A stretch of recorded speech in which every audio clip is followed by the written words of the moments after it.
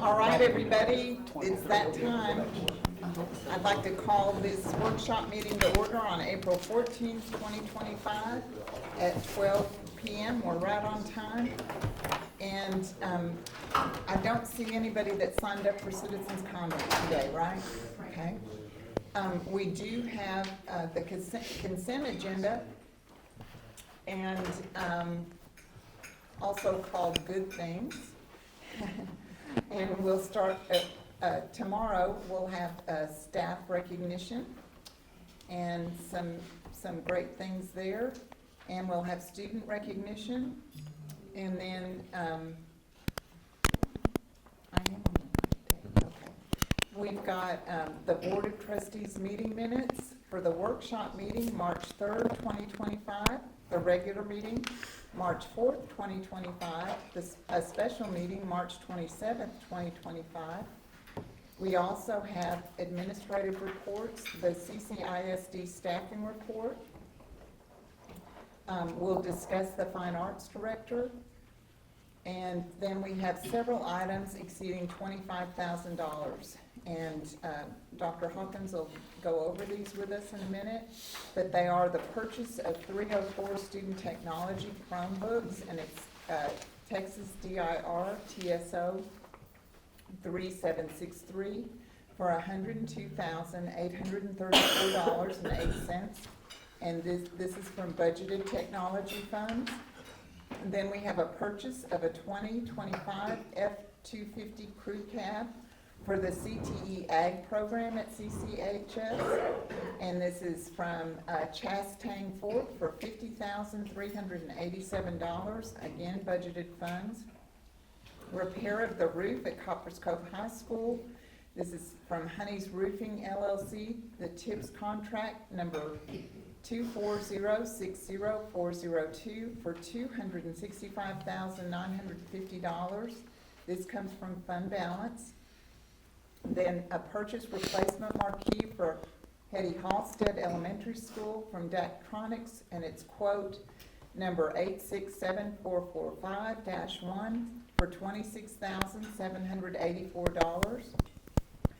The renewal of Capturing Kids' Hearts for secondary campus staff, and this is TIPS 210301, academic curriculum for $138,050 from budgeted funds. Renewal of Power School Schoology Learning Management System for grades K through 12. This is TIPS RF 210101, May of 26. And it's for $39,804, again budgeted funds. Then we have also the Student Accident Insurance Program. And under finance, we have some budget amendments that we'll learn more about. We have the monthly and quarterly financial report, and we'll consider and discuss financial statements and payment of bills. The letter of engagement with Singleton Clark and Company, independent financial auditor for CCISD, and consider and discuss to approve the membership for the Student Health Advisory Council, also known as SHAC, for Copperas Cove ISD. Then consider and discuss the submission of the instructional materials allotment and TEAC certification for the 2025-2026 school year. We'll consider and discuss approving the board goals, and consider and discuss a contract for a third-party administration for employee benefits. So we have quite a few things on our consent agenda, and I'm sure that Dr. Hawkins is happy to go through them one by one. I think the first thing we can do is let Mr. Dixon start with 3C there with the CCISD staffing report. Thank you very much for the opportunity to visit with you today. I've spent the last 6 to 8 weeks looking at data concerning your staff and put this into the form of a report, compiled all this data, analyzed it, and made some recommendations and observations. I want you to pay attention to the first paragraph in the report. The point I want to make is there is no magic formula for a staffing plan. If there were, we could just take our fancy computers now, all the AI and all that, throw some stuff in there, and it would spit out, say, here's your staffing plan. It's a very complex process, and this is my 60th year in education. I've done everything from teach. I've done everything except drive a school bus, okay? And I vowed that I would never do that, so I never got my commercial license, because that's what happens if you do. But anyhow,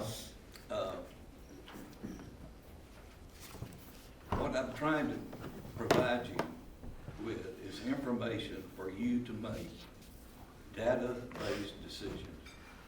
I'm a firm believer that you have to have the data and know what you're working with. Then you have to have a goal, and then you have to set up some systems and processes to get there. What I see missing in a lot of districts as I go around, I don't go around the state much now, I just did here because I got a call, okay? And I'm glad I did, because it's been a lot of pleasant conversations, interviews, people that are working their tail off for you, and I appreciate their assistance. First of all, if this one statement here, the factors that are going to affect what you have in staffing. Obviously money, the fiscal resources available. I looked at your audit report that you approved, what, December or January probably, for 23-24. You put over $1 million in fund balance. You have enough fund balance to nearly operate a year in the general operating fund. That is excellent, okay? But I'm not sure that you need to be putting over $1 million in the fund balance. I think you need to look at where could some of that go to make some improvements. And I can tell you, because I've already glanced at your salary schedule, that's one place that you need to improve, seriously. And particularly at the low end of the teaching scale. And, but that's another topic. We'll get to that later. The other item is the legislature meeting. That's unfortunate, but I'm glad they only meet every 2 years instead of every year. I've sat through probably 25 or 30 legislative sessions. There's always something new, but we always come back, we overcome whatever we think's negative about it, and school goes on. It always will. Dr. Hawkins will be keeping you abreast of what's happening there, but they're talking about substantial teacher pay raises, but, I mean, who knows what that plan will finally end up being. I hope that they do, because it will help you to make up some of the gap in your teacher pay scale to attract more certified teachers, starting off with a degree and certification. People who are in that position coming out of college, they are going to go where they can find the best starting salary. That's a simple relationship there. I don't want to bore you with a bunch of figures. I hope you've had an opportunity to read through this, okay?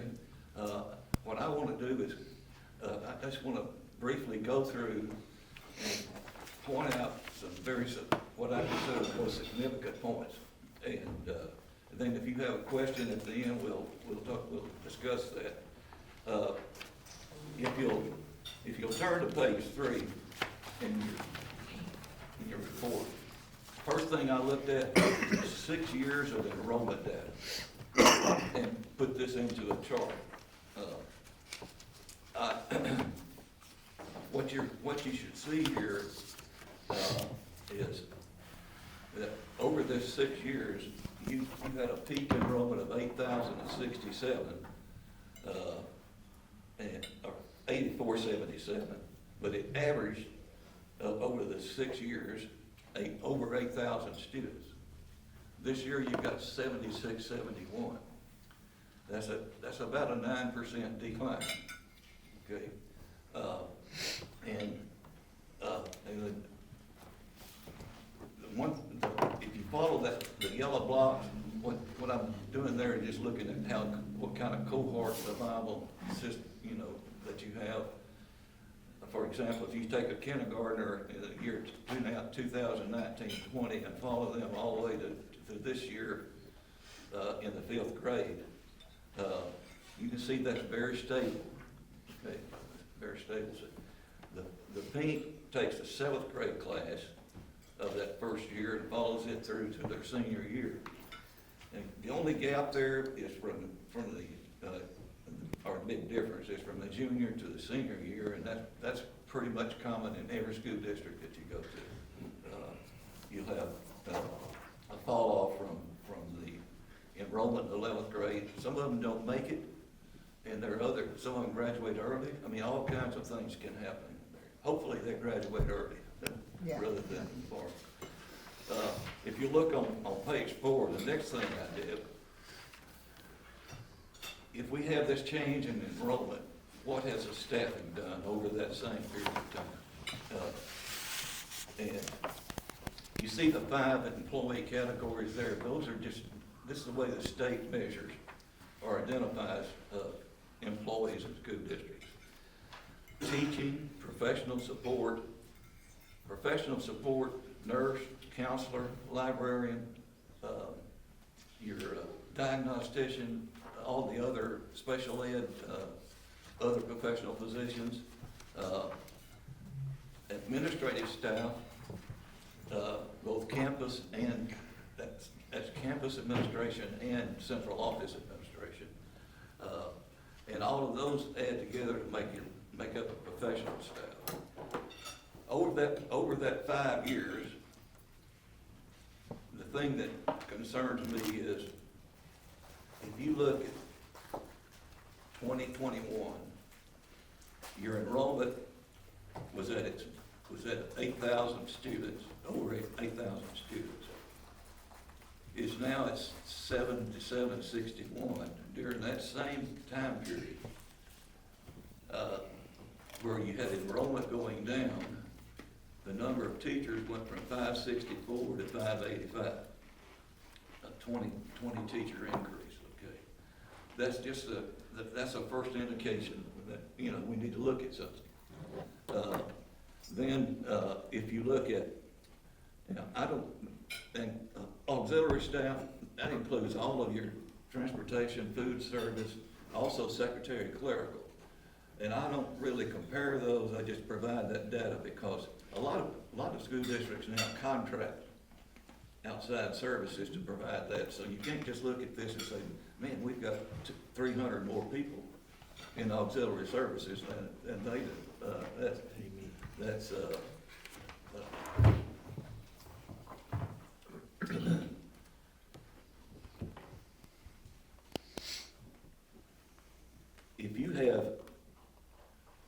If you had the pupil-teacher ratio, look at that number in the pink at the bottom. If you had the same pupil-teacher ratio, which is 14.3 that you had in 2021, if you had that this year it's 13.3. That is equivalent to 542 teachers. You have 585. You see the gap that I'm talking about? So, can we get back to a 14.3 pupil-teacher ratio? I say you can, but it's going to take some systems and processes and dedication to. We want to provide our employees and future employees a system that makes them want to come and stay at Copperas Cove. That's what you want to do. So this is just one target, is to reduce that staffing to the point that you can dedicate more money to salary. That's where That's one of my main motivations in doing these things. Okay, if you turn now to page 6. In this section, I took 10 school districts that range from 7,000 to 8,000 students. That puts you right in the middle of that, okay? There are only about 15 school districts in the state of Texas that I found that are between 7,000 and 8,000 students. And Copperas Cove is one. And you're what I call an in-between district. You're large 5A, small 6A, is basically what it amounts to. But these 10, even though they're spread all over East Texas and a couple of them in South Texas, they have in the range of 7,000 to 8,000 kids. Then I took all of their data from the database at TEA and compared it to Copperas Cove.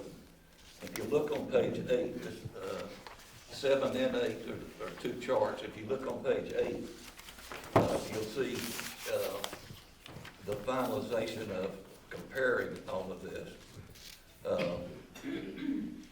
What this means, if you take these 10 school districts, compare them to Copperas Cove, then the number that's on the far end, you see that the average of all of those is 567 teachers and in the peer group at the time where you have 585. If you look over on the left. That's how that positions over average number on the right is. Now, so that means just comparing these 10 school districts, not the whole state of Texas, these 10 school districts, it shows that you have 17 more teachers. Well, that's not really alarming, but if you look at 2 or 3 other ways of comparing you to other districts, which I did in the following, in the next section, that 17.2 could go, if you take the median value in here instead of average, that number goes to 31, because median takes out large and small, puts you where you're comparing apples to apples. And it goes to about 31 instead of 17. 182 total personnel more than the average district in that group. Now, I take out that 94 because it shows 94 more in the auxiliary positions, but that's because of the contracted service difference in here. The two that stand out and that I think you can make a difference in, educational aids. And I understand, special ed is really impacting everybody across the entire state of Texas. And it has impacted you more than any district I've ever worked with.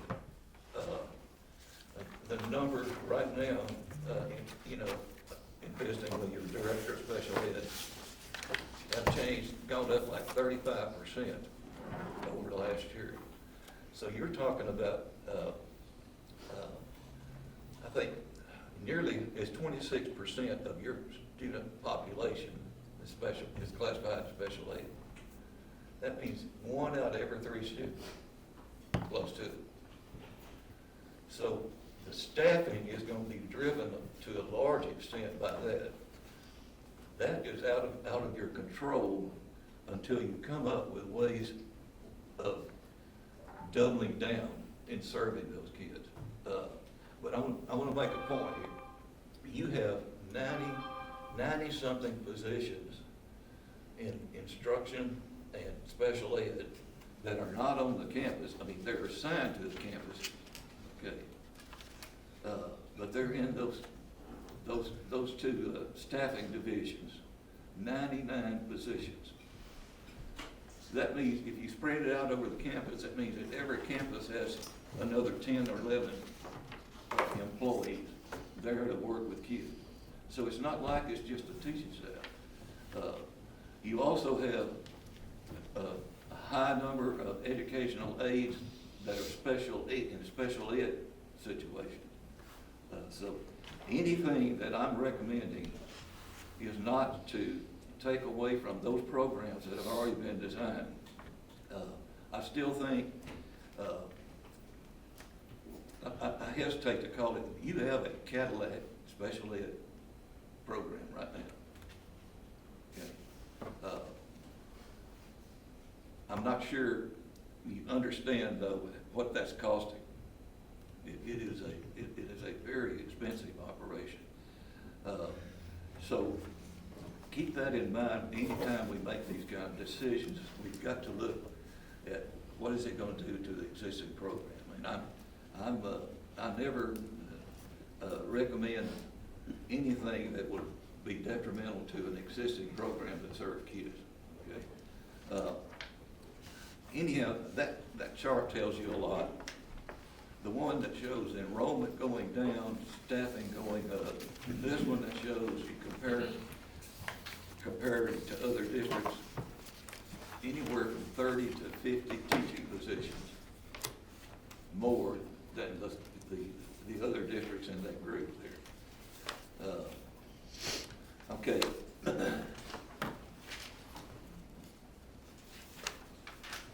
The rest of the next thing I want you to look at is on page 10.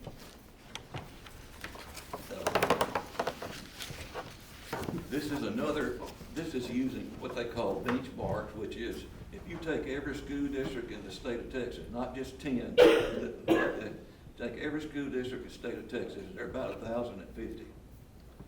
Okay? And take the number of all personnel classifications per 1,000 students. That's how this data is determined. So it's based on the numbers.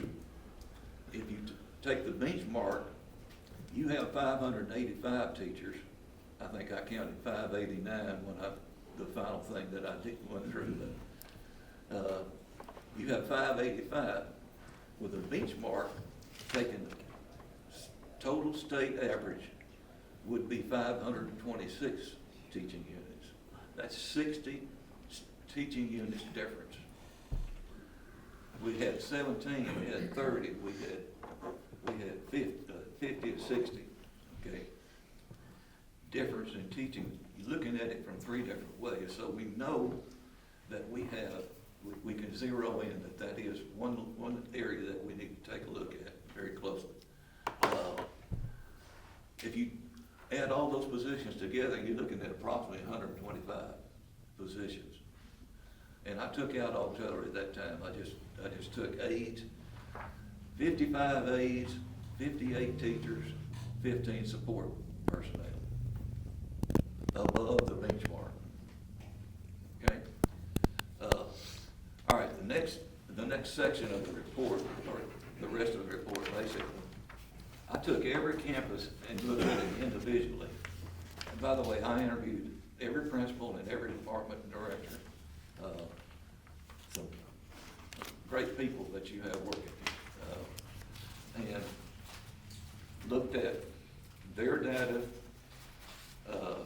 talked to them about how it compared to PEM's data, if there have been any changes in enrollment, changing in staffing that would not. We've got a time lag here because data goes into the state in October. It's called a snapshot, PEM's data. So any person that's hired from October to now would not be in that PEM's report. Okay. So I wanted to make sure that I got all of the recent hires in there in the total amounts. First, I took the secondary schools, and because of their size and the commonality of, I took all and to be in this comparison group, you had to have grades 6 through 8 on the same campus, and enrollment in the same range as the high school and the two junior highs in that enrollment range. On page 12, you see the high school comparison. The green down at the bottom, that's the district's campuses, high schools, that's in District 12-6A, that you compete in. That's the green part. At the top is, basically the high schools that have the same enrollment within 100 students of CCHS. So, then down at the bottom, we're looking at state secondary. What's the state secondary average in pupils, students per teacher? It's 14.7. This group at the top, the average is 14.9 on that. Your district group, those 6 schools in your district, their average is 15.9 students per teacher. Okay. Yeah. If you want to know what does that mean, well, look at the middle of the previous page. Last sentence. That means if Copperas Cove High School was staffed at the same level as the state secondary school average, all high schools in the state of Texas, that they would have 13 less teachers than they have now. If you compare it to your District 6A, 12-6A group, they would have 24 less teachers. Now, I'm not saying you can get 13, 15, 24 teachers there. I'm not saying that. But it tells you that there are districts with the same characteristics, the same enrollments, that are staffing to the level that it makes that many teachers difference in one campus. And certainly, I think the answer to a lot of this is establishing a district staffing plan. And you say, okay, what does that mean? Well, you develop a plan where here's what we're going to do. In elementary schools, we're going to establish a class size of 20 students, under the 22-to-1, but shoot for 20. If we're coming up here at the end and coming up 13-to-1, 13.1, then we have something amiss there. So we need to at least start chipping away somewhere. And in that staffing plan, you would basically it should be in January to February, in that period of time, every year, you would hand the principal a staffing plan that says, okay, here's your allocation based on enrollment projection, then here's your allocation. The board approves and signs off on those, and it stays the same. It never changes unless the superintendent is authorized to make changes in that staffing plan. So, again, processes and systems. Have something set up where you can control from the start, and this should involve the principal and the directors in developing that staffing plan, for sure. Okay, I did the same thing with the 2 junior highs. 2 junior highs are different size, so if you go to page 15, again, I took from 828 to 944, I mean, actually from 800 to 900, 800 to 1,000, to come up with these campuses here, because you have one campus that was at 812, and you have another one that's 932 current see the averages down at the bottom. The comparison group in there, the average is 15.5 teaching students per teacher. Copperas Cove Junior High had a 12.0 students per teacher. Lee Junior High had 13.5.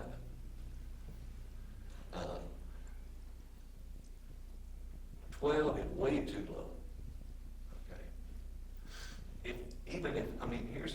Here's the point I want to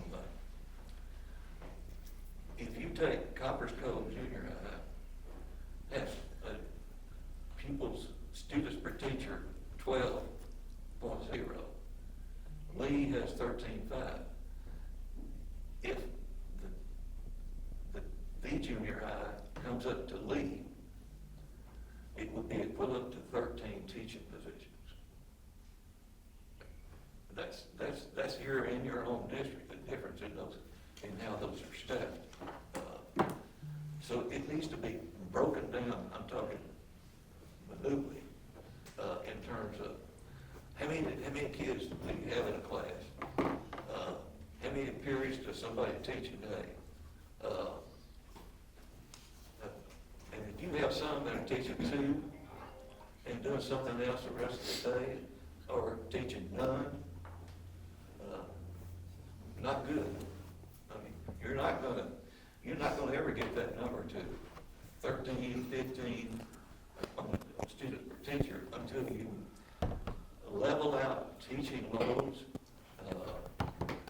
increase class sizes. In a lot of cases, I've seen a lot of classes, and I went through all of these class schedules, the master schedules and everything. You see a lot of them that are under 15, 12. I know there's some classes like physics, second year physics or something like that, so you may have 8 kids in there, but not just on core classes, regular classrooms. You just can't have that. So it's a matter of developing that master schedule and loading teachers. Remember, you've got all this support stuff, these 99 people that are going to be on that campus. Also, on all the campuses, you've got that support. So I think you can load the teachers in a way that they teach at 6 out of 8. 8-period day is the maximum. It is the prime daily schedule in terms of efficiency of putting students in. I'm not seeing that here. It should be. See, that's 87% is what it should give you. They're teaching the core teachers are teaching 6 out of 8 periods. Most of the elective teachers are teaching 7 out of 8. And if you put that across 150 teachers, look at the periods, class periods that you've got there to put 15 or 20 kids into. You'd be surprised how much it would drop that total number in there. Both junior highs are too low in terms of students per teacher.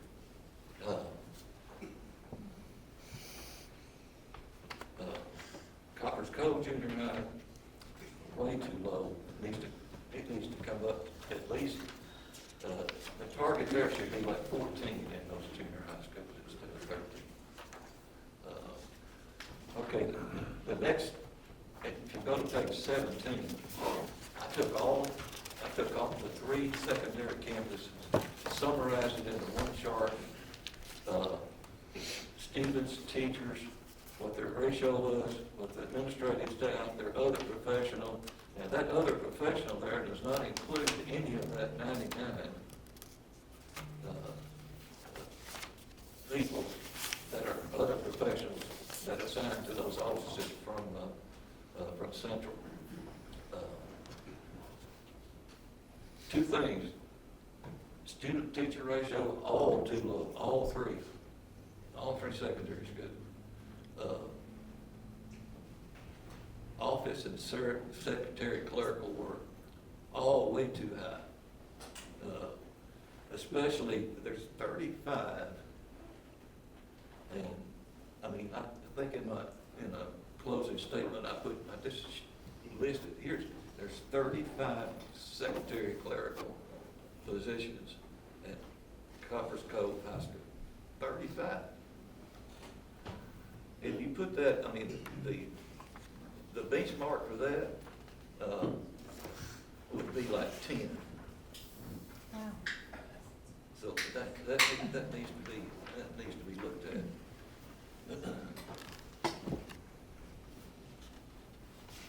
The rest of the report, I went through all the elementary schools, but not from a comparison basis, just simply to analyze all of their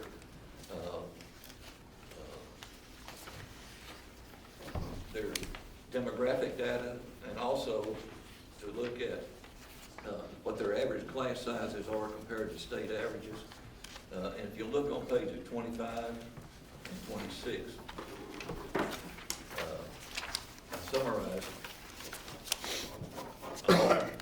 all 6 elementary schools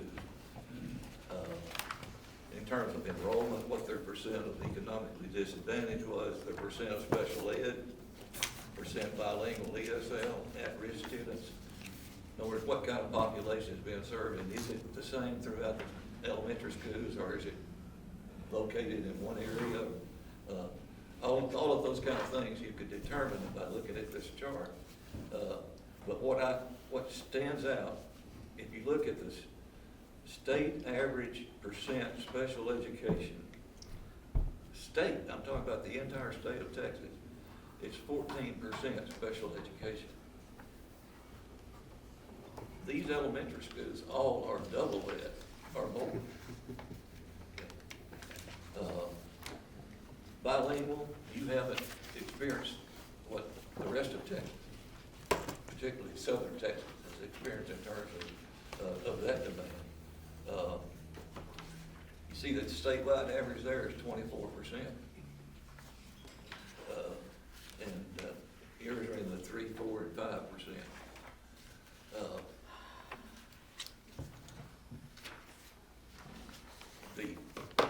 The other thing I looked at,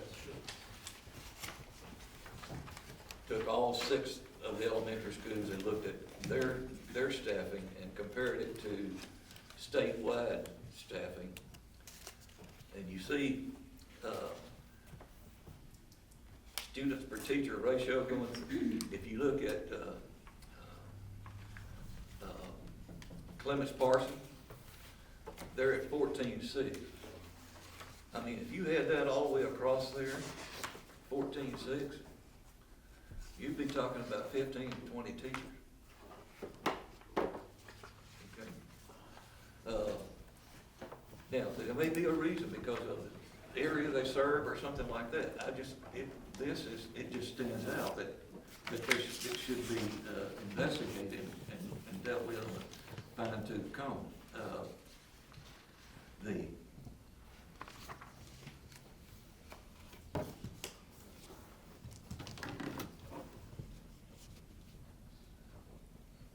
see, House Creek is pretty much on target. House Creek and Clemens Parson are pretty much on target. The other 4 are way low in terms of this benchmark numbers. Now, the next section I took, just looked at special ed. And if you look on page 28, I did a comparison of those same 10 school districts in terms of special ed students and special ed teachers, and the percentage and so forth. Out of those 10, there were only like 3 or 4, Sherman, Texas City, Granbury, Weatherford, San Marcos, who had similar percentage numbers in 23, 24. But yours has since grown from that 1489 in October of this year to 2016. in February of this year when I visited with the Director of Special Education. That's a 35% increase, and I mean, we're talking about in a 1 year period of time.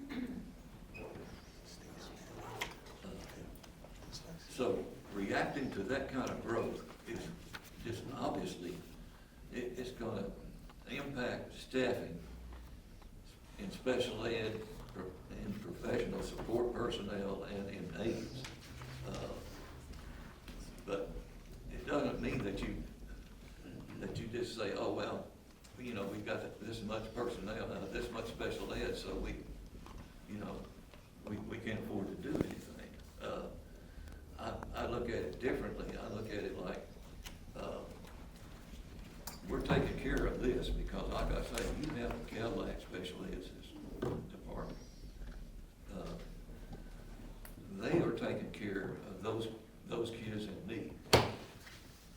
Teachers are getting all of that support, so we need to staff based on that.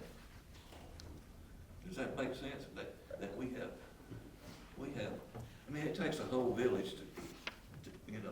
Well, you asked the question, does that make sense? Huh? Right. You asked the question, does that make sense? Yeah. It's gonna be my, opportunity to jump in. I mean, you said, we're gonna have more questions. You Yes. said we have the Cadillac for special ed. Yeah. I disagree. Right, I disagree with that. Well, I'm saying that from a good standpoint. When I compare it to other districts that I've looked at and worked with, they don't have the diagnosticians that you have. They don't have the speech pathologists that you have. They don't have a lot of these things that you have. That's the only point I'm trying to make. Okay, He's from the staffing point, you know. well, I'll say resources, right? But Exactly. there is, without a doubt, we can do better in special ed. You're talking about student outcomes, not Well, staffing outcomes. we can just discuss, right? The aspect of characterizing us as special, Cadillac for special ed, when we have discussed over the months and years of improvement, lack of resources, et cetera, turnover, right, retention. I'm just saying that special ed is, we're fortunate to be where we're at.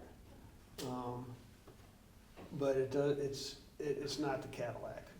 I think what he's talking about, though, is the number of staff. Right. The staffing, we've got more staffing than any of these other schools. No kidding. Yeah, but No, again, let's no, come. that's a good point. I appreciate what you're saying, what you're looking at. But then Mike, I would ask, further discussion. I'm concerned with the fact that we're characterizing our special education program as a Cadillac. Only in staffing. Again, characterizing it as a Cadillac program. We can discuss further. Well, it doesn't have to be stated as a Cadillac. It could just be stated, we have more staffing We than also any of have the more comparative. needs. We also have more needs and more requirements. Right. Comparatively speaking, we're comparative, right? And of course, I got a follow-on question when you're done, sir, Oh, go right. regarding the comparison. Heather, I don't think you were finished with what you were gonna say. Yeah. But this is only the staffing. It doesn't have anything to do with how we're educating them. It's just the numbers of staff. That's what this is, a staffing report. It doesn't have anything to do with, No, you can, with outcome, with how we're doing with children, with any of our programs for our children. It's just the staffing report. But we do have 800 students more than the average of those other schools. Yes. We've got a, And lot- And we had a that's healthy awesome. requirement. That's We had a healthy that requirement. 35.4% increase in the last, and a lot of that's the dyslexic students Absolutely. that we've just had to add yeah. to our sped classes. That some of us disagree with adding to special ed. yeah, and that's not unique. No, That other districts are facing that. yeah, they have to because of last year's. I need to reword that thing. You have made a strong response, stronger than most districts, okay? Yes, sir. maybe a Mercedes-Benz against the Cadillac or whatever you want, but, that was my intention, okay? Okay, the last part of the report, move through this. I took every non-campus based organization, department, analyzed it in terms of number of personnel positions. And if you look at page 30, that's the only one I'm gonna, I mean, most of the, like, transportation, food service, maintenance, those, you have personnel there that's very comparable to any 5, 6, 8 district. So I don't see, one thing I will point out, so when you get into maintenance, the older your buildings get, the more maintenance personnel you need, and highly trained maintenance people, okay? And you may be, you're in that position, I understand, so, Yeah, we're gonna stay there for a while. You transport a lot of kids, they have a lot of kids on the bus, so, you have to meet those needs, and I see that they're pretty well being met, and I just wouldn't recommend any kind of changes there. But we always need to look at how can we be more efficient and perhaps do without less, okay? Food service, it's totally self-supporting. One of the few systems you'll find, a lot of people, the reason they're going to contracted services, they do not have, they cannot, they're going in the hole, Big time. running it locally. Okay? I mean, I'm being honest with you, that's the things here. We know because this district was there not so long ago, where we were losing money, big time money every year with food services, so. But, right now, I mean, looking at their fund balance, the fact that they're in the black and doing well, I think is, I mean, they can do pretty much what they want to staffing wise, just to do this, just to make the service, without worrying about, I mean, one of the things they may have to look at is increasing pay for some of these positions if they could, as, you know, you can make $15 at Dairy Queen, you know, which it may get to, and it may affect the availability of the people in that area. Page 30 though, that's, you see the list on the right there, instructional services. That's the 99 positions that I'm talking about. That basically, they work on the campus. They are in service to teachers and kids.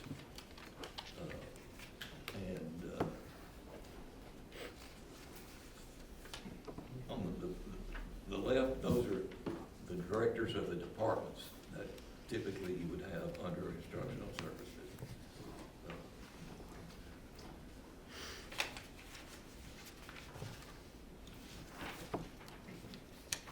Page 33, you have total, you have like 414 people that are non-campus members.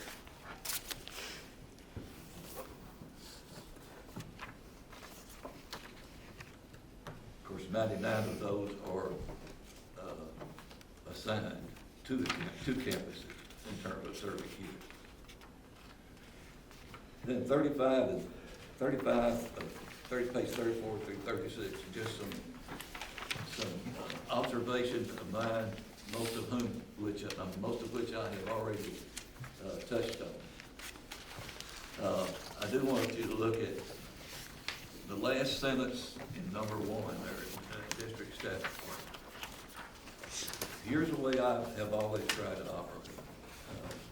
And this is part of that systems process thing. If I sit down in January or December and do an enrollment projection,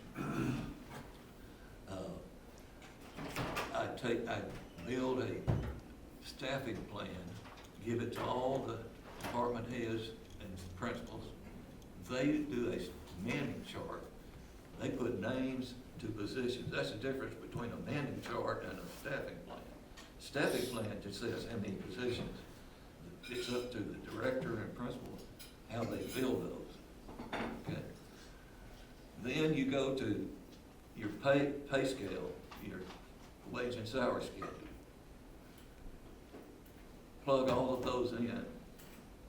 When you get through, you have projections, you have staffing plan, you have manning chart, then you have the budget coming up. 80% of it's already done when you do those three things.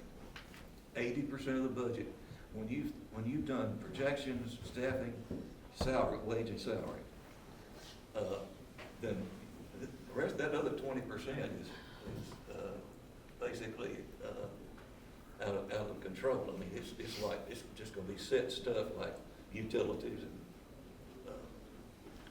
gasoline for the buses and all that kind of stuff.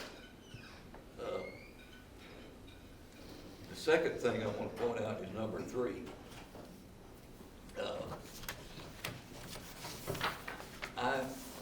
I think this number seems high to me, but this is straight out of paper reports, which you've seen, and it's every year. This is 23-24. It said that your turnover rate was 21.7%.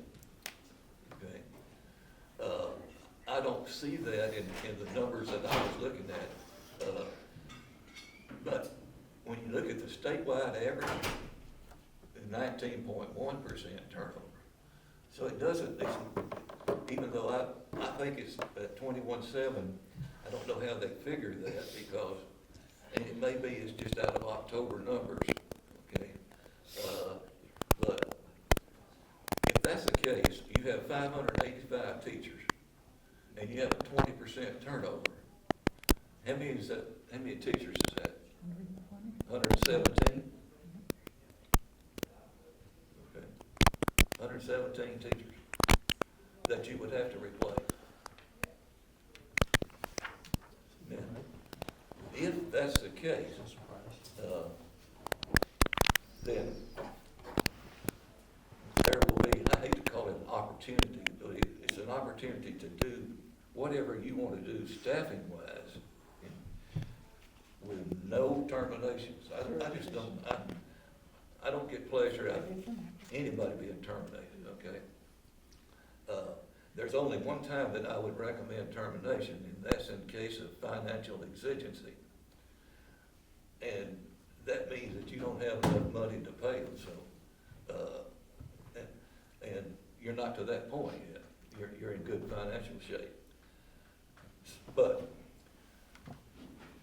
when you get this list, I won't be here next year, that's the time that you say, okay, can we reduce the number that we replace? So nobody's being terminated. It's vacancies not filled that would be used to reduce the total staff. Okay? The rest of this stuff I think I've already touched on. I do want to, if you'll look at number 8, just to leave you this final thought here. Where I work from, this is where I operate from.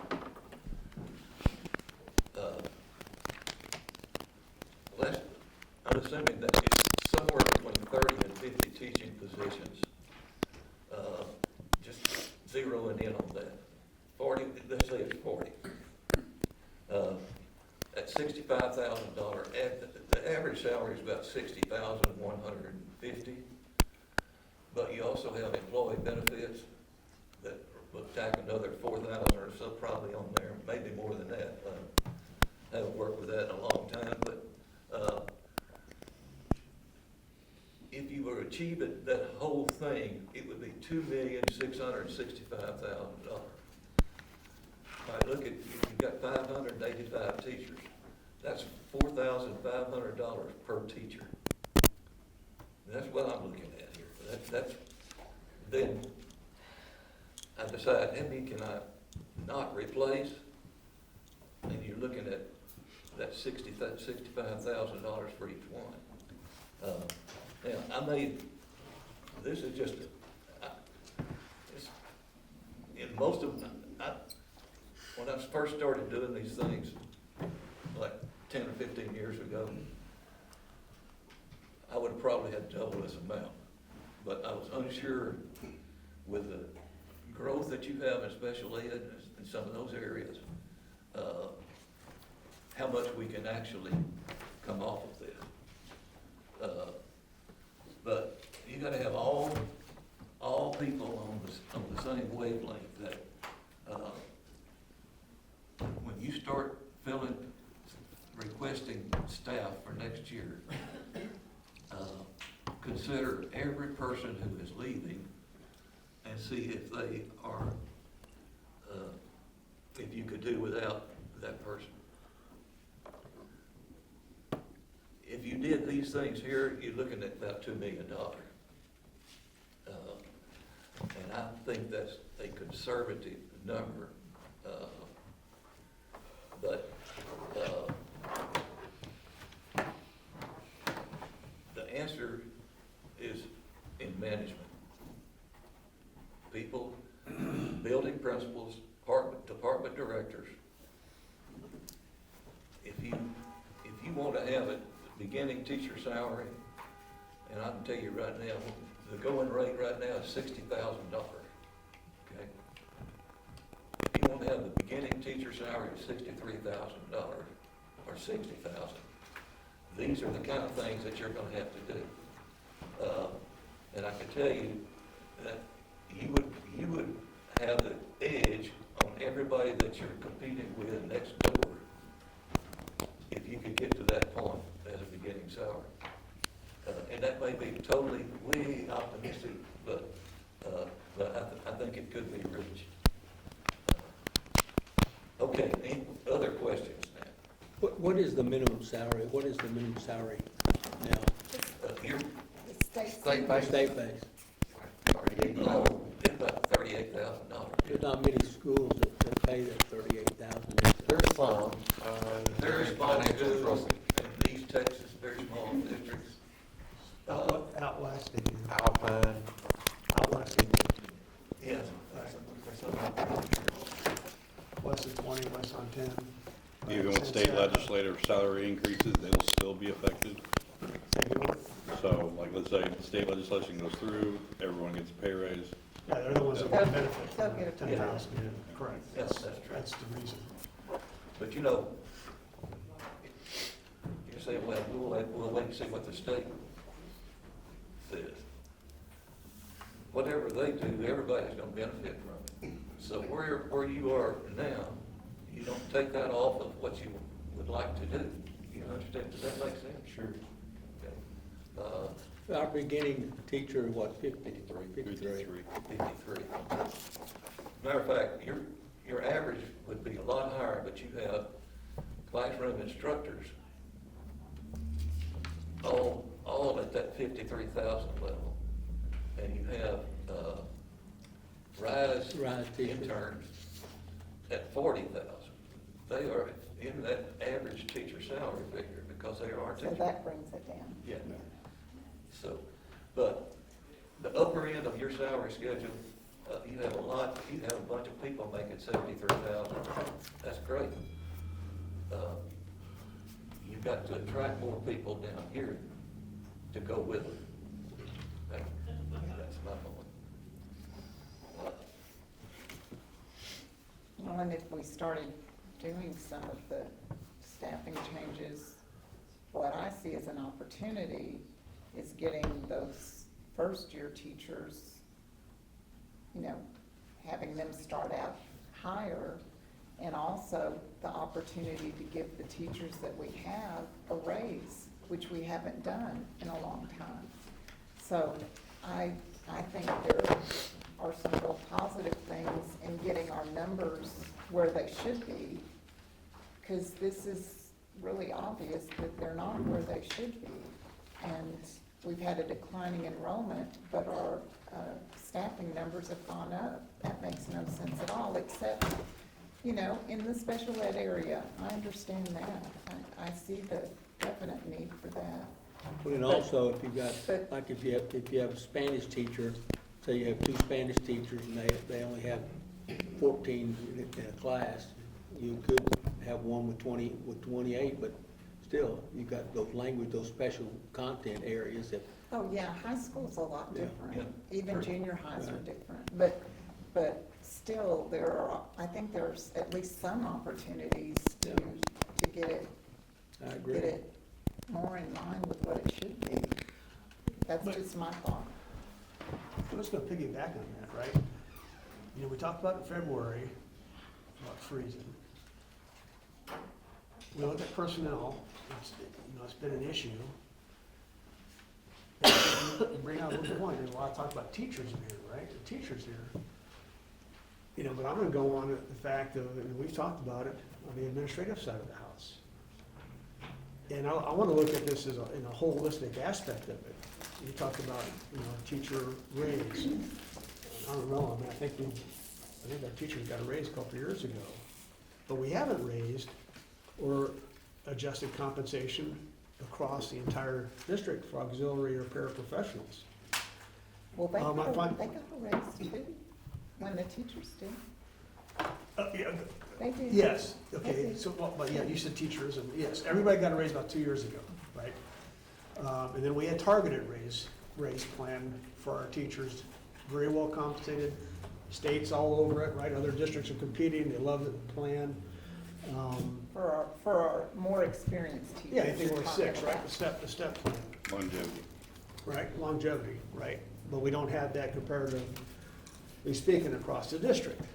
I think one of the greatest insights I read this when I was reviewing it is, I go back to February 2024, when there was a need for increase, right? We were gonna be at 8,200 students for the district. We're gonna get another 2,000 within the year, and I think 3,000 by the year 2030. And, sir, your evidence is just quite the opposite, right? So 6 years, we've actually lost 700 plus students. Again, the staffing, right now, we're fixing to hire an associate principal at the high school. Staffing, need, requirements, that type of stuff. This has got a lot of great information. First question is this a report, as Heather said, or is this an authoritative document? Just a report. It's information item. Information. Well, the reason I'm asking is it's on the consent agenda. Yeah, Right, and it's and on it the really cons- should have been under information, that was my mistake, but. Well, but it's on the consent agenda. But it's on a workshop. I think on Monica, do you have tomorrow's agenda? Is it under administrative or is it under consent tomorrow?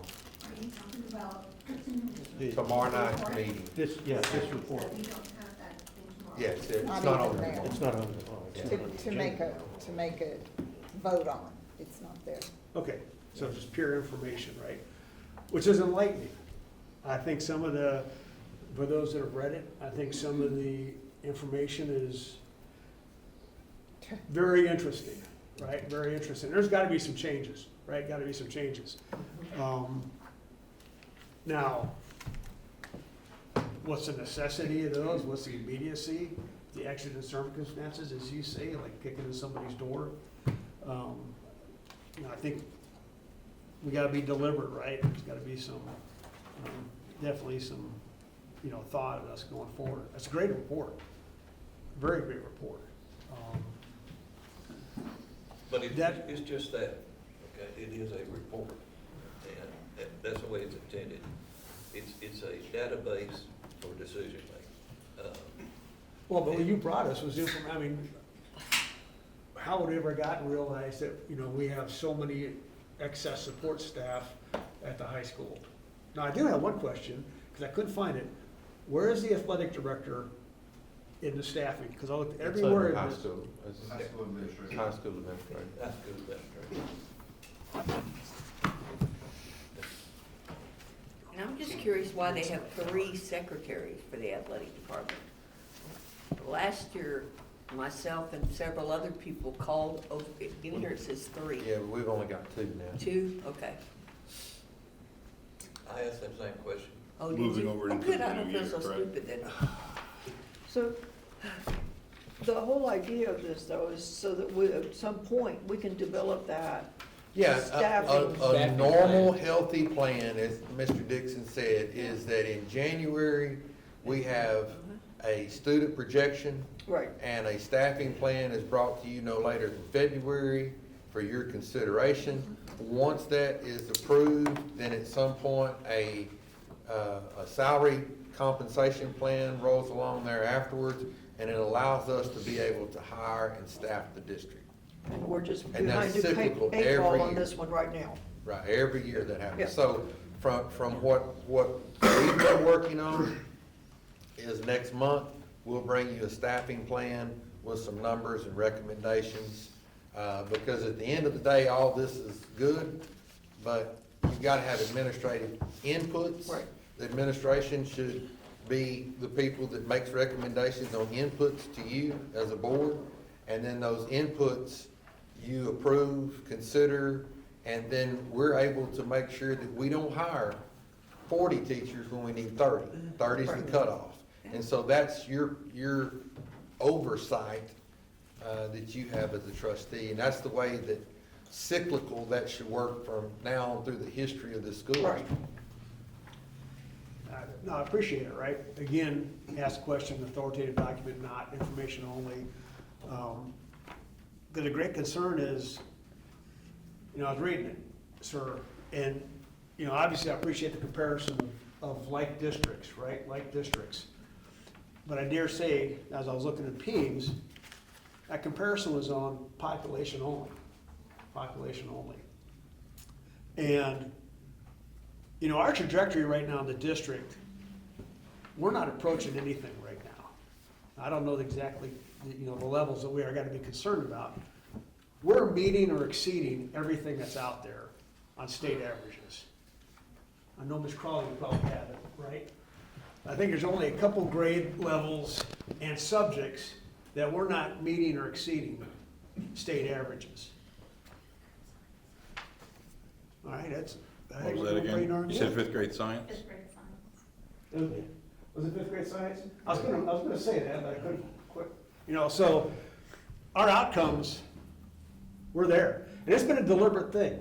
Goes back a couple of years, right? We started as a board having metrics and evaluating the superintendent with metrics and data and holding folks accountable for quantifiable results, which is great, which is the way it should be. But And I know the staff is gonna have input, but I think the input, if you're not gonna ask us, is to make sure we don't put at risk the trajectory of No, success. I think that's the whole reason and why I've said it takes 3 to 5 years to correct a snapping trajectory. Because you don't do it with breaks, just hard breaks. Because if you do, you affect students. And you can't just totally shut down the factory. You've got to keep manufacturing the services that you have.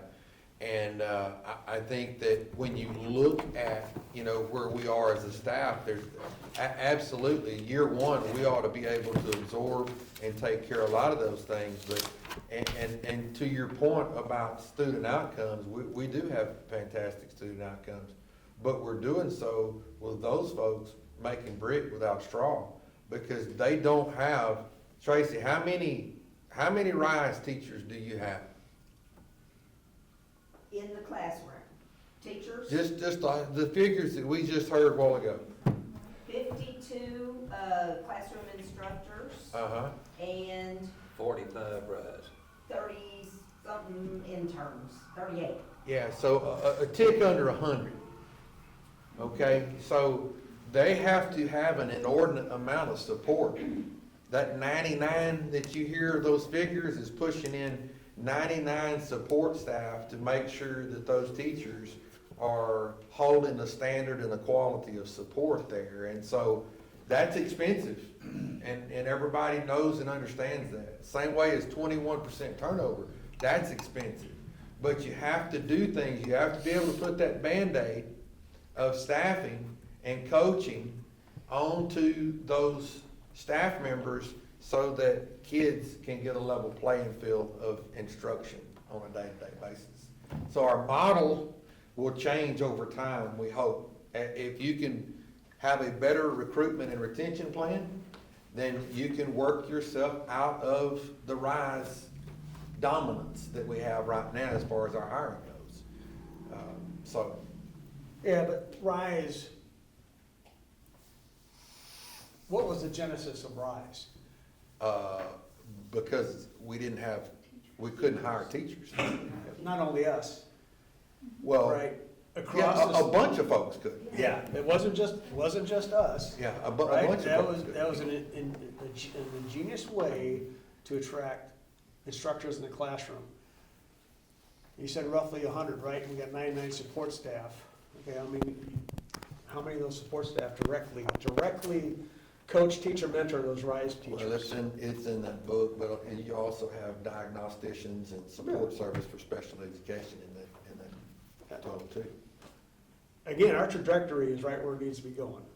If we only have one fifth grade science that is not meeting or exceeding the state average, that's a heck of an accomplishment, That's great. It's phenomenal. right? But do you want to be And an A? nobody's protesting that. No, But we, Yeah. yeah, of course I want to be an A, right? But I don't want to be hasty making decisions No, that's across what the I said, board. you can't hard break things. no, But you can, we can make smart decisions. decisions with common sense. Moving and forward for the drive future, things yeah. to a better model. As Because there are a better model. Especially when you're looking at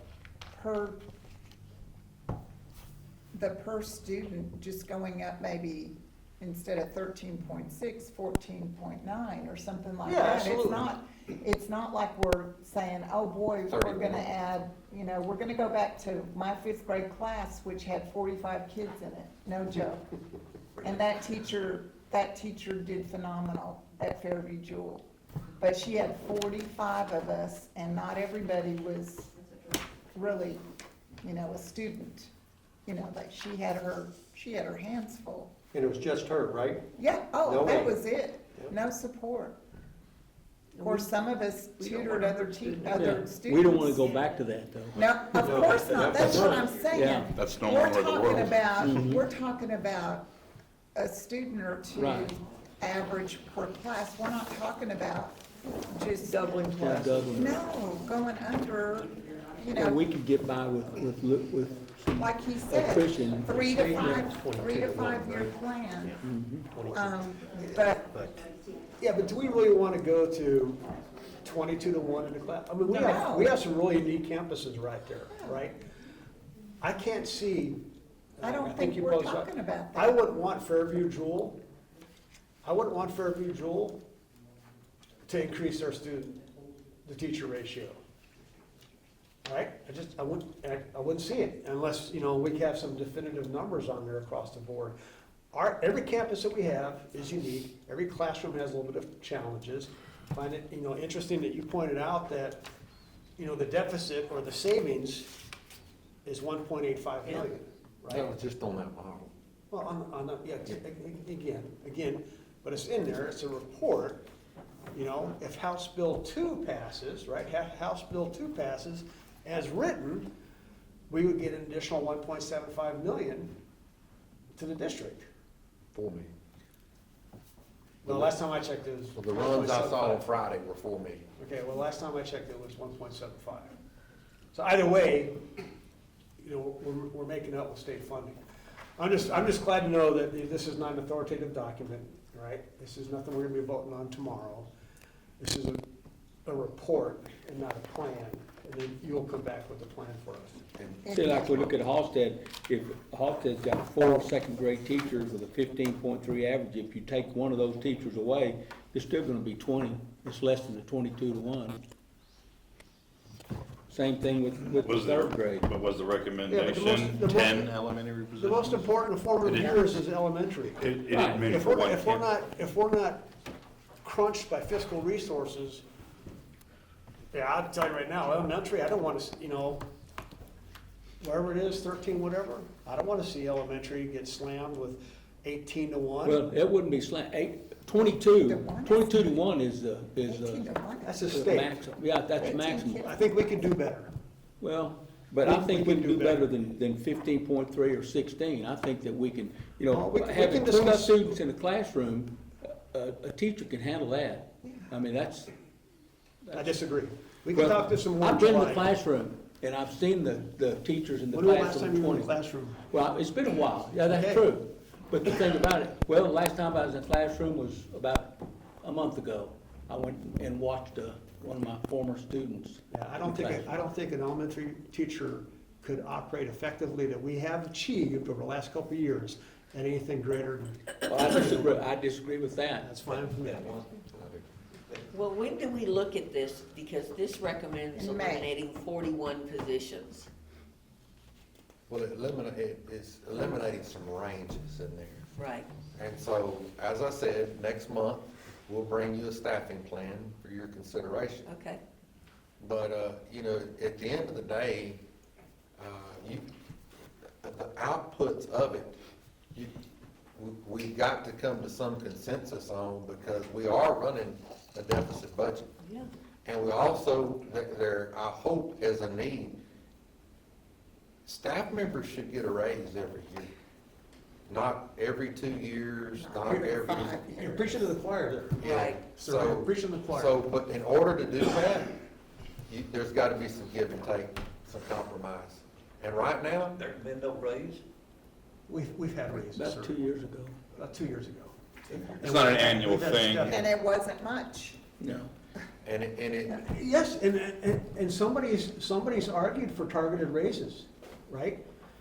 You said a deficit budget, right? What was the budget beforehand? We just put $1 million in the fund balance. I think our fiscal budgeting, but you had military impact, they washed that budget away the last time too. You don't have that now. Yeah, we had $5 million last year. Sweet Big Jesus. difference. okay, so That think- revenue's not there. did we have $1 million put in the fund balance from last year or not? With revenue you no longer have. Okay. But we did have $1 million put in the fund balance last year. We received 5 million, remember, last year as a kind of surprise. For catch-up. What is our fund balance? I'd have to look specifically. I mean, I'm more than glad to sit down and work through those finances with y'all and let y'all see those. Okay. But yeah, you no longer have that amount of revenue coming in. You've got a $2.6 million deficit. And then in October, we did a budget amendment for another 5. However, part of that is, a capital project. And so I don't see any way you're gonna put $1 million in fund balance this year. I concur. I also know we did a deficit budget. But the point I'm making is we put $1 million back in it last year. I've heard different numbers. You said 2.6. Last week it was 6.2. So my concern is I definitely think we need to have a sit down and discuss the fiscal health, right, between deficit and debt of the district going forward. We're gonna talk about this in May. Great. I think that we can look forward to that in May.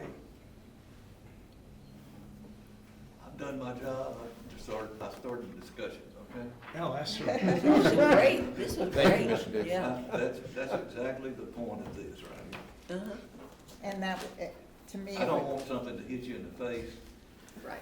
where you've got that $5 million deficit instead of a fund balance. Right. And it was very eye-opening you for me. have to, Yeah. Really you have to Yeah. level the ship somewhere. And this is just, here's an idea. Here's where the differences come. If they are gonna impact what you're talking about, performance, then they shouldn't be done. So this is one of the best But that's- outside reports that I've received since being in the district. This is one of the best outside reports that this is presented to this district since I've been on, or been engaged with the district. This is outstanding. Very well put Well, together. you need to have these discussions like you're having right Right. now. You need to have it every month. Okay? That's where things get done. All right, Thank you so I'm out of much, soap. Mr. Dixon. thank you. Thank you. Next, discuss Fine Arts Director. Is your line? Yeah, I just want to know, you know, when are we going to put it on the agenda for moving forward? My, what I said before, if y'all remember, what I said when we talked about it I don't think it was last month, maybe it was, but one time when we talked about it, my idea was to wait until we heard the staffing report and also wait until budget time and see what finances look like for next year. I mean, I think, as you know, I know, I got it. I love fine arts, but I don't know that we need a director right now, at this point. I That's think my he's question. still learning about our district. And I don't wanna put him in a position of adding a big ticket salary, and it is gonna be a big ticket salary. It's not gonna be just a stipend or, No, I know. unless we do something like that. It's gonna be a big ticket salary. I'm not willing to do it till we look at the budget. I just think that, to me, that would be the smart time to look at it. And that's my hesitation for doing anything right now. But And it's what would this whatever person y'all do? think. What would this person do? We don't even have a job description for this person. Well, I'm more than happy to work with the HR director to develop a job description for a fine arts director that's in every 6A district. Well, I don't think that should be a board to work with that. I think it needs to I'm be a gonna- staff that would do the job description. I don't think it should be one of us. Well, you asked why we don't have a job description. Well, right. I'm just offering, right? Because you can go to TMEA and pull out a job description for a fine arts director. As discussed multiple times, there's not a district around us that does not have a fine arts director. As discussed, the fine arts director is gonna be the collaborative, right? Gonna be the champion for fine arts in the district. So does Right. Lampasas have one, or Gatesville? They're not 6A. Oh, when you said around, I just was thinking about who's around us. So Colleen has one. Yes, But they have multiple high schools. Oh, they have tons of high schools. yeah. And they have associate fine arts directors as well. And does Temple have one? Yes. Okay. And Midway. Midway as well. Yep. Belton has one. Belton's got, Lake yeah, Elton, two, right. Joe, two high And schools. he- can I interject here for a second? Seeing that we're talking about staffing, it's coming back to us. I think we need to put the ball in Dr. Hawkins' court.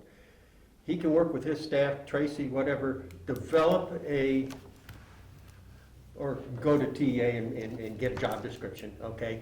And as he's looking at the staffing, look at how that fits into the staffing, since this has been what we're talking about. We're talking about adding another staff member, an administrative staff member, to the district. And I'm gonna say I'm for it, because we need to be comparatively, competitively with our, as a small, even, as he said it correctly, we're a small 6A, very large 5A, but a very small 6A. And, but we need to be competitive too. And fine arts has taken on a whole new meaning within education too. It's becoming more and more prevalent. You know, just as football is king, as we've said, it's said past in Texas, football is king. But fine arts and all those things and all those programs that bring all this great credit to our district within our community too. Those kids are I doing. don't think anybody would argue of that. But what we're talking about is when to do it. Well, yeah, no, Joe, that's why I say I'm throwing the ball in his court. Yeah. This is the Yeah, I think it opportunity would be with to come, staffing like to you take a said, look at as a stuff like that. recommendation from the administrative staff. Yeah. And I say this, thank you, Mr. Galvin, I say this, is that, what we've talked about in cabinet is that there's goals to be considered for tomorrow night that we made at a workshop. And part of those goals were, the enrichment of fine arts in those elementary schools. That's right. And so in order to do that, there's some logistics that has to be taken into consideration. And what I'd like to do is next month, bring back a set of options for you as a board in which you choose which package you like the best, and we can implement that into our staffing plan. I think that what Mr. Gallen's saying is good governance. You as a board, this is an input thing, and the superintendent and administration needs to be able to bring inputs, and then you hold accountable to the outcomes. And so this isn't anything that has to be put on the agenda as far as a specific line item. I think that governance right there is not a best practice, but you've put it into a board goal, and now I can bring you some options in which you can choose from. And one of the good things about that option is this. With Coach Lowry's retirement, we're not going to have a standalone athletic director. Our athletic director will coach. That'll be the model that we use in this. So there is an administrative position that you can reallocate and move over into a director of fine arts if you choose that in one of those options. So that's, I mean, I think I'm kind of hitting along everything, and I think we'll all get to the goal that we all want to get to at the end of it. I do want to say that I think, you know, in all of our fine arts, we are very competitive with everybody around us right now. We haven't had to have a collaborative fine arts director for each one of us, our fine arts, to be very competitive. We've had some great programs. I do not want to diminish the programs that we have by somebody overseeing them and not liking what somebody's doing. So there's pros and cons to everything. And I think we need to weigh all of that out. As a very small 6A, we're doing great in fine arts. I'm gonna say, several years ago, we increased administrative positions at the high school. Didn't have this much of an angst creating the associate principal position at the high school. The director of fine arts is gonna be that, don't worry about it, my truck is possessed. Oh, it's yours. Oh, that's your. That's yours? Do that all Oh, the when time. you talk, it starts talking. It's possessed. They're trying to figure it out. I don't feel like spending any more money. His truck's mad at my Honda, he's parked over there by Yeah. my Honda. Mine used to do that all the time when it rained. So it's, even though it's unlocked, right, all 4 doors Yeah. are unlocked. Yeah. Anyways, That's you know, funny, it's what- when you're talking. Yeah. this has been discussed. We've had multiple board members want to be on the agenda. There continues to be resistance on putting this in there. The fine arts director is supposed to be the champion, the coordinator, the collaborator, the unifier of fine arts across the district, right? Supposed to be that, going to, the football team when they want to steal a bus or take a bus from the band because one of their buses break down. No, just hold sec, go get yourself another bus. Making sure the kids have got ice in the summer instead of having the band director going to the athletic department. I hear you, waiting on again for more input. But my input's already stands, it stood for more than a couple of years. We need a director of fine arts. I know there's been a couple different board members that agree the same. Nothing wrong with the Justin Fire and, down the road, but, I it's think- long overdue for this district to have a director of fine arts. I think John's right. Put it in the court where it needs to be, in our superintendent's court. we're a governance board, we're not a We gave him down in the goals. weeds board. But we also provide input for directions. You know, we see challenges we do. across the board, so. And if you hadn't brought it up, you know, however long ago, we wouldn't be discussing it right now. So I give you kudos for that. You have brought it to our attention, and I think that everybody agrees fine arts is highly important in our district. And some of us, see the importance of it more than others, but I think we all see the importance of it. And we've put it in the goals. Well, exactly. So I appreciate you, you know, talking about it again. I think it needs to be when, we hear it from Dr. Hawkins, like John said.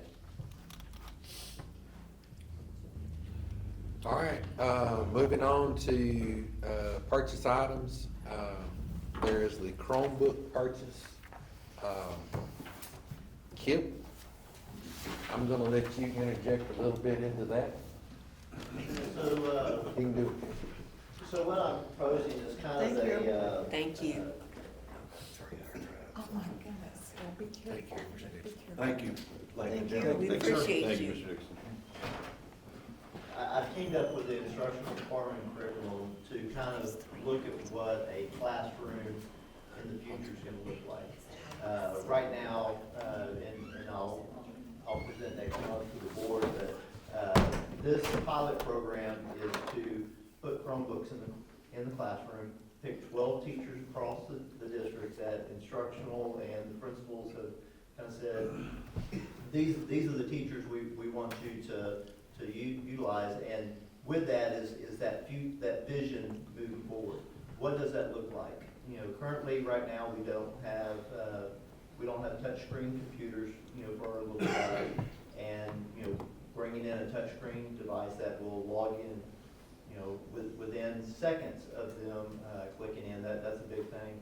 And then moving forward to teacher devices and whatnot. But this is part of that pilot program, putting the Chromebooks in. That's our initial investment. I had money that was put back for this originally, and it was kind of in a different frame. This is actually buying the devices instead of just buying a piece of software that we put on an older device. So the pilot program will come out with the kind of the state of the technology next month that I'll present to y'all. And this kind of gives us a vision moving forward. You know, how can we better it for CCISD and make it fit for our teachers' needs and our district's needs. So it's a pilot program. So there's going to be some adjustments that we'll make throughout. But I will tell you, you know, having the relationship that I have with the curriculum department and the instructional department, it will be as good as it could possibly be. Well, to me, it's about time. I know that some of us have, well, we've all been to SLI, and probably many of us have been to districts that use Chromebooks and believe in them. And we've even brought the idea back at times for Chromebooks.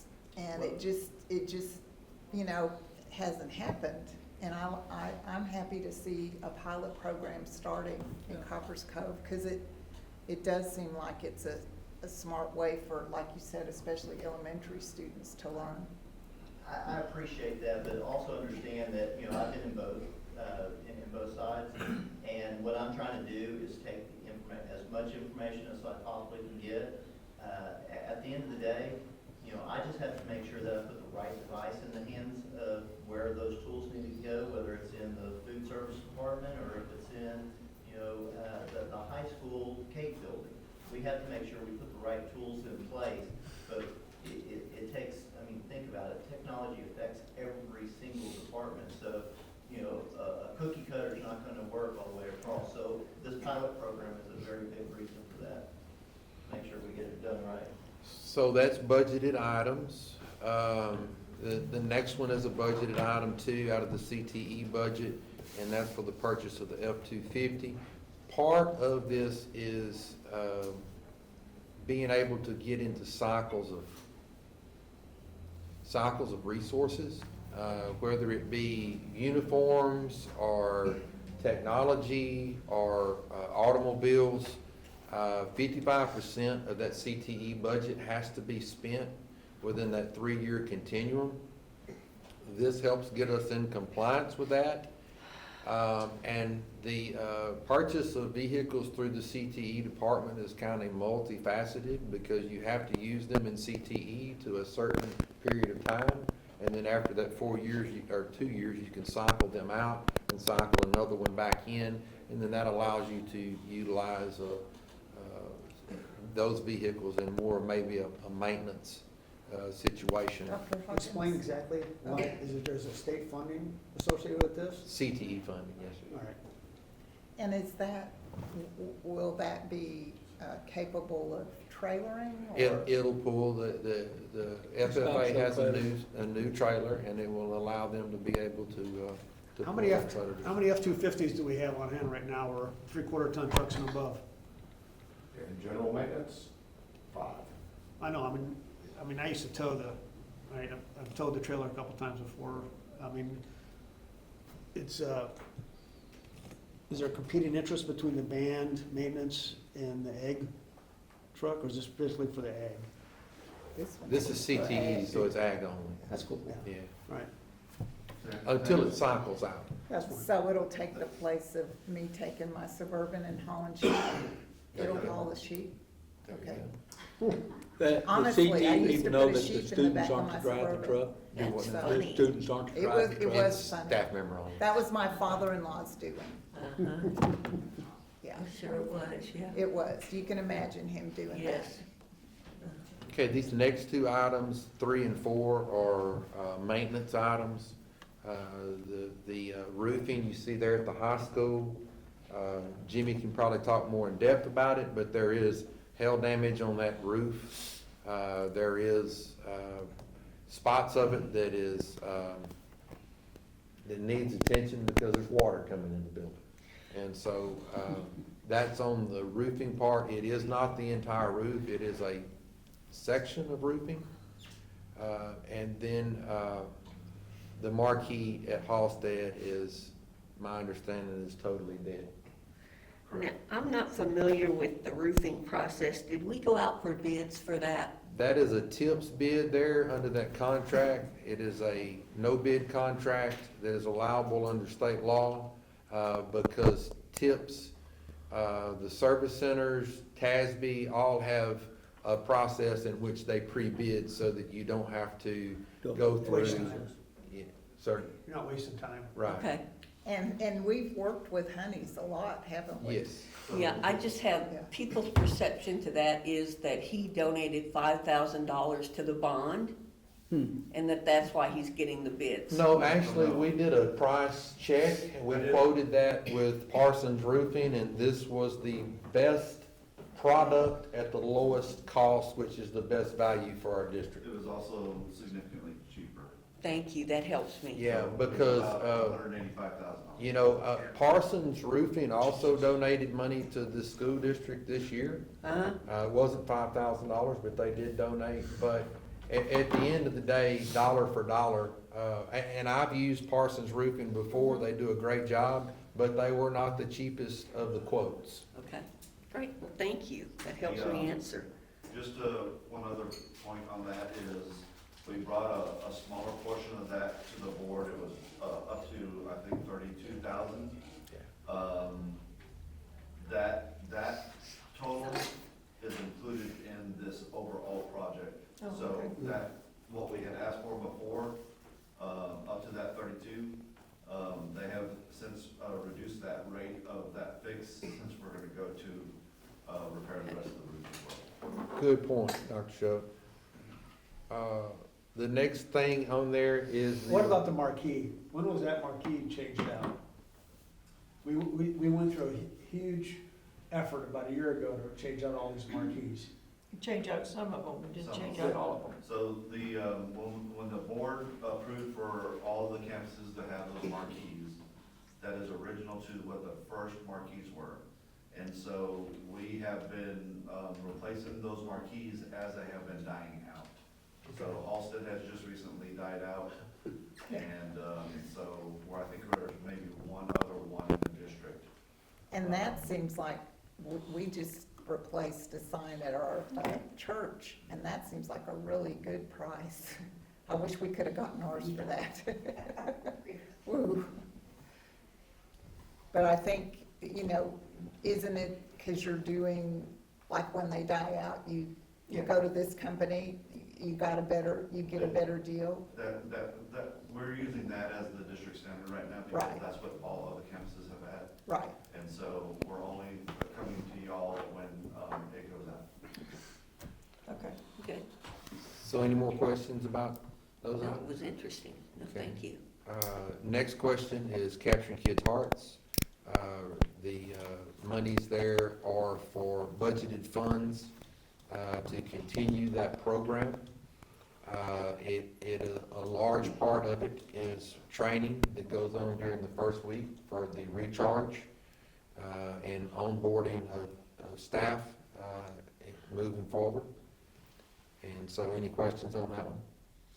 No, I did some research on that program. I didn't know that the founder was from College Station, did y'all?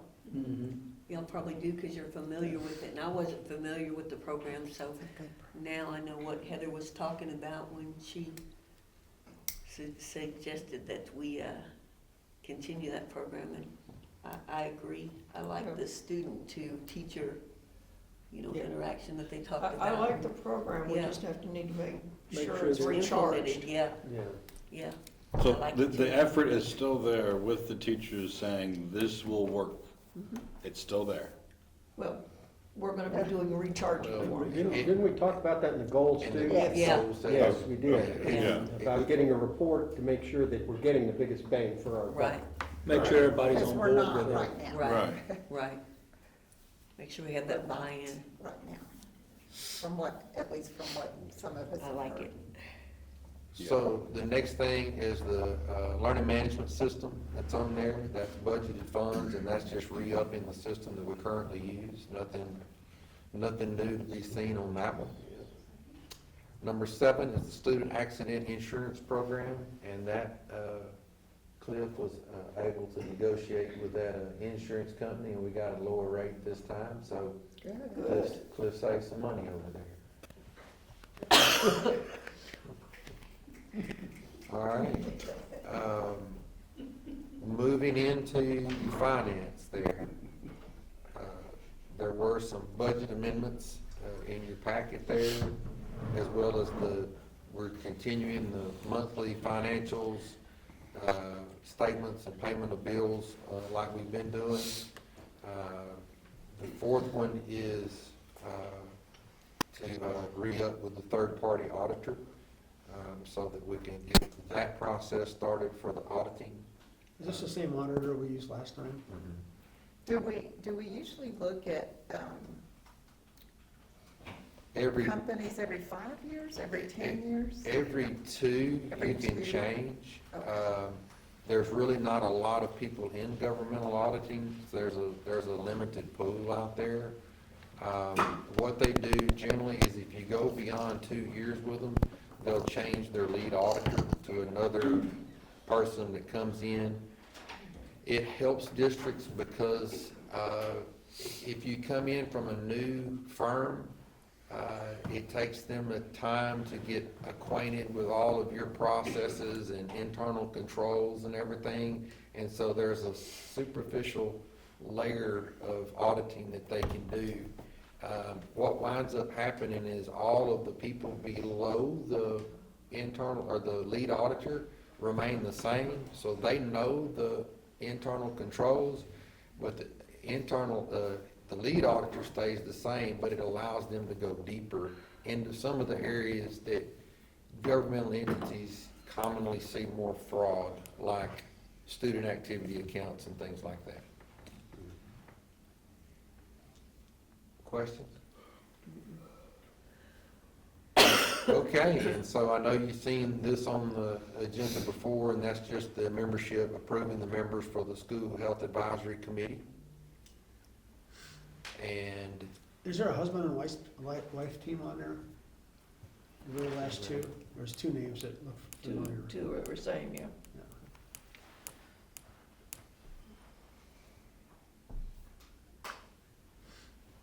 Oh, the last two? Yes. Mhm. One's a parent. a staff member and a parent. Hmm. On the shack committee, those two people, are they related? They have the same last name in there? I am not sure. I don't really. I bet they are, it's kind of a different last name.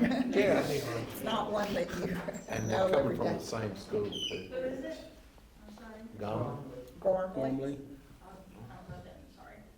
Gormley. Gormley, yeah, I didn't see the R. Where's my glasses? Under it. They are, you said? I don't know, we'll have to check on that and get back. I mean, it's not, It'd be an issue. it's just, Advisory committee.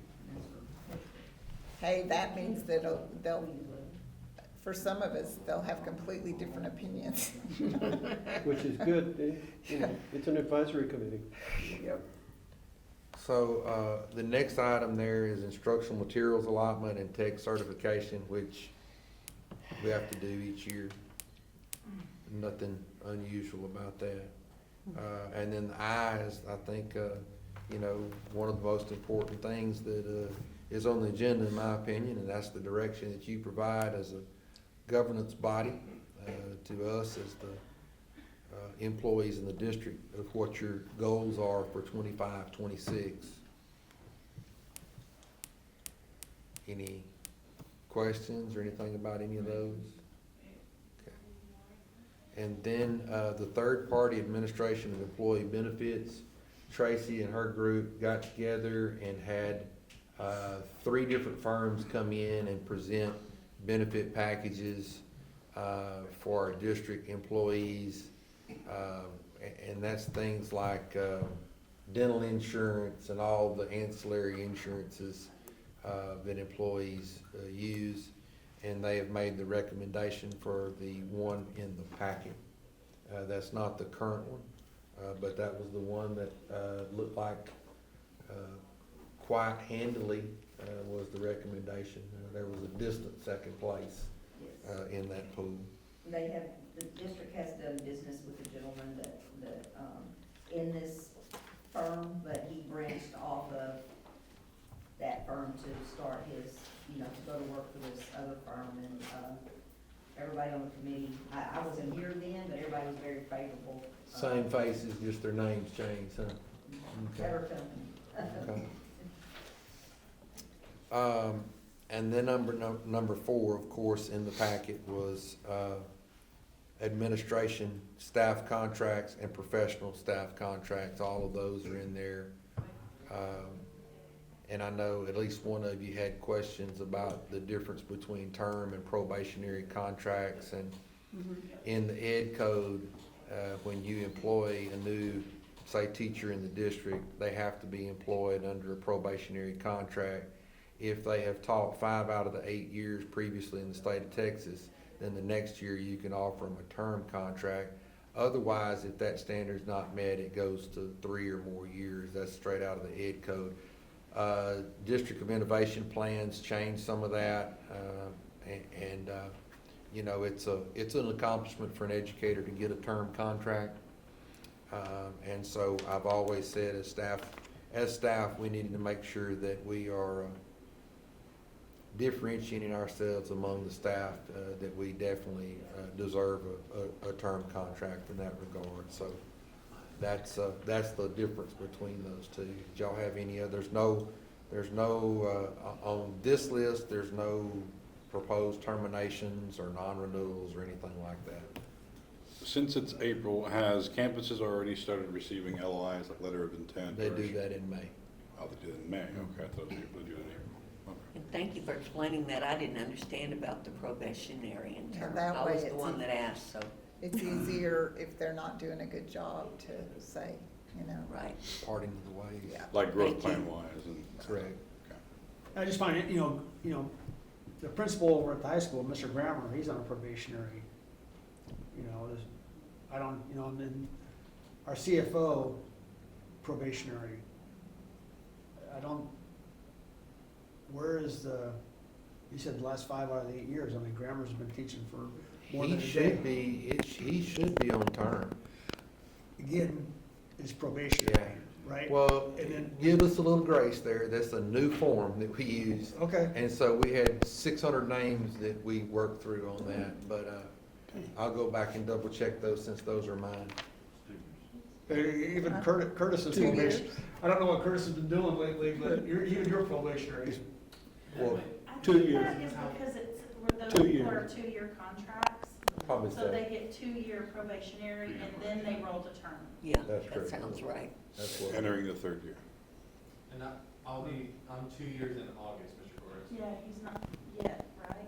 Not yet, 2. And he This is hadn't my taught 5 out of second 8 year. years or so. So I'll be 2 years employed in the district this coming And August. Carl. Feels so much longer. We only, I was gonna say, we only have till August to boot him in. Yeah. I went through it too. Okay, so the next thing on there is B, summer school proposal. And you know, there's not a lot of camps or anything like that, but that wasn't put into the budget.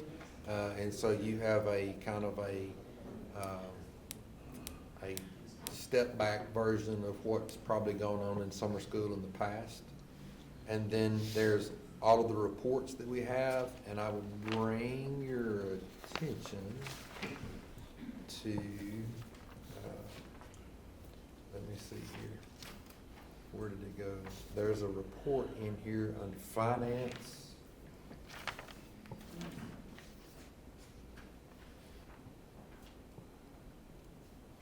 There's a report from your auditor, your tax The attorney tax, firm. it's 4J. 4J, okay, I'm on the wrong page. There it is.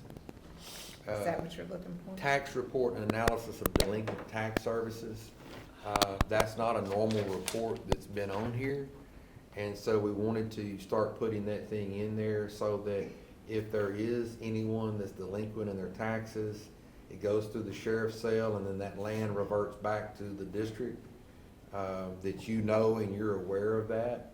And in the future, I will probably have one of those attorneys come and speak to you about that process because we do have some land that has hit our ownership. And so, you know, you really want that land back into somebody's hands and back on the tax rolls if you're not gonna use it. But anyway, I think it would be a good opportunity for them to come and talk about the process and kind of make you aware of where those delinquent taxes were in the district. And I skipped the Golden Dogs report. I think Curtis has been having about 20 folks. We have around 20 who are consistently active, about 35 who are on my roster. Okay. And the last time they did a little tailgate party and I heard that was really fun. Amanda I was out of took them town, but I through, heard that was neat. instructional services and kind of give them a view of that. And I think that program is coming along very well. I went to a softball game and they said, "Oh, you're a Golden Dog." I said, "Yes, ma'am. Thank you for letting me in." So I was excited about that. Thank you, Curtis. I do get the emails. It's a great program. You said we didn't have very many camps for this summer? Well, the enrichment camps that we've had in the Okay. past was a non-budgeted item, so they're Okay. not there like you would have seen in the past. Are we gonna still have them? No? There's no money for it. Okay. It wasn't budgeted. But we'll have summer school. Okay, We'll just have not the mandatory camps. Summer school. Yeah. That's disappointing. Because I know I've had several students I know of that have been through some of those camps, and it's been very helpful. Maybe next year. Yep. All right. Good Did you go over the budget amendments? Can you pull Yes. from They did not. it? No, they've been in here, so I just, Specifically, the budget for the band.